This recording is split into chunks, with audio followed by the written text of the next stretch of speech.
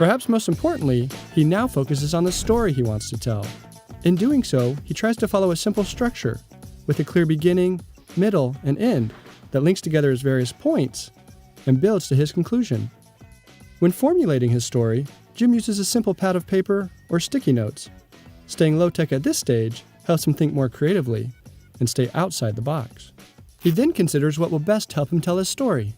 Jim sometimes opts to use a whiteboard, flip charts, handouts, or even no props at all.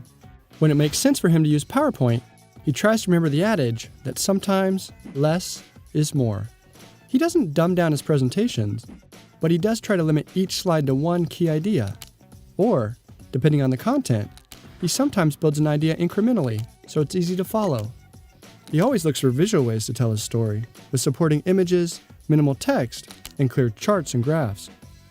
Sometimes he uses quotes, but he tries to remember that people can't read his slides and truly listen at the same time. Jim still uses plenty of text